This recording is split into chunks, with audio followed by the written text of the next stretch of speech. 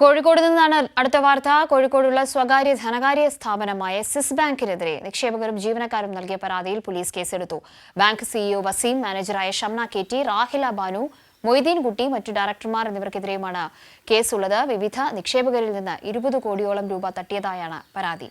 സിയാദ് ഇപ്പോൾ കോഴിക്കോട് നിന്നും ഈ വാർത്തയുടെ കൂടുതൽ വിവരങ്ങളുമായി ചേരുന്നുണ്ട്. Good morning Siyad. Good morning Kavya.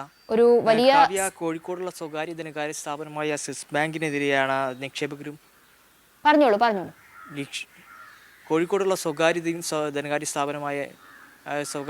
സ്ഥാപനമായ സിസ് ബാങ്കിനെതിരെയാണ് നിക്ഷേപകരും ജീവനക്കാരും നൽകിയ പരാതിയിൽ പോലീസ് കേസെടുത്തിരിക്കുന്നത്. ബാങ്ക് സിഇഒ ആയ വസീം, മാനേജറായ ഷംന, ഡയറക്ടർമാരായ റഹില ബാനു, മൊയ്തീൻകുട്ടി, പിന്നെ ബാക്കിയുള്ള ഡയറക്ടർമാർക്കെതിരെയാണ് പോലീസ് കേസെടുത്തിരിക്കുന്നത്. വഞ്ചനാ കുറ്റം ചുമത്തിയാണ് പോലീസ് കേസെടുത്തിരിക്കുന്നത്. കോഴിക്കോടും മലപ്പുറവും കേന്ദ്രീകരിച്ചാണ് ഈ സ്ഥാപനം പ്രവർത്തിക്കുന്നത്.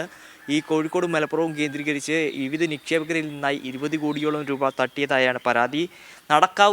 കോഴിക്കോട് നടക്കാവ് സ്റ്റേഷനിൽ മാത്രം 4 കേസുകളാണ് ഇവർക്കെതിരെ രജിസ്റ്റർ ചെയ്തിരിക്കുന്നത്. 45ഓളം പരാതികളാണ് ഈ സ്റ്റേഷനിൽ വന്നിരുന്നത്. ഇതിൽ 4 കേസുകളാണ് ഇപ്പോൾ നിലവിൽ രജിസ്റ്റർ ചെയ്തിരിക്കുന്നത്. മലപ്പുറം ചേളാരി ശാഖയിലെ നിക്ഷേപകരും പരാതിയുമായി തിരൂരങ്ങാടി പോലീസിൽ പരാതി നൽകിയിട്ടുണ്ട്. താമരശ്ശേരി, പേരാമ്പ്ര, പാളയം ശാഖകളുണ്ട് ഈ ബ്രാഞ്ചിന്. ആ ബാങ്കിൻ്റെ ശാഖകളിലുള്ളവരും പരാതിയുമായി രംഗത്ത് വന്നിട്ടുണ്ട്. കോഴിക്കോട് മലപ്പുറം സ്ഥാപനത്തിന് മൊത്തം 6 ബ്രാഞ്ചുകളാണുള്ളത്. 3 വർഷം മുമ്പ് നടക്കാവ് കേന്ദ്രീകരിച്ച് നിധി ലിമിറ്റഡിന് കീഴിലാണ് ഈ സ്ഥാപനം രൂപീകരിക്കുന്നത്. സ്വകാര്യ നിക്ഷേപത്തിനായി 3000 പേരിൽ നിന്നാണ് ഈ സ്ഥാപനം നിക്ഷേപം സ്വീകരിച്ചിട്ടുള്ളത്. നിക്ഷേപിച്ച തുക പിൻവലിക്കാനെത്തിയപ്പോൾ ബാങ്കിൻ്റെ സിഇഒ ആയ വസീം പണവുമായി മുങ്ങിയതായതാണ് വിവരം. ഇതിനെ തുടർന്നാണ് നിക്ഷേപകർക്ക് മനസ്സിലാകുന്നത് തങ്ങൾ തട്ടിപ്പിനിരയായി എന്നത്. ഈ സ്വകാര്യ സ്ഥാപനത്തിൽ ജോലി വാഗ്ദാനം ചെയ്തും ഫിക്സഡ് ഡെപ്പോസിറ്റ് കൂടുതൽ ഡെയിലി ഡെപ്പോസിറ്റ് എന്ന പേരിലാണ് ഈ പണം പിരിച്ചെടുത്തത്.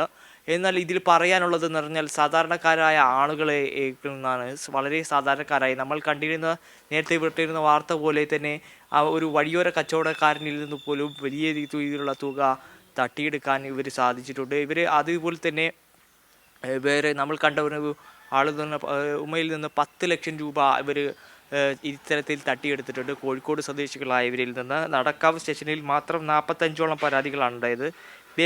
ബാങ്കിലെ ജീവനക്കാർ പോലും പലപ്പോഴും പറ്റിക്കപ്പെട്ടതായി പറയുന്നത്.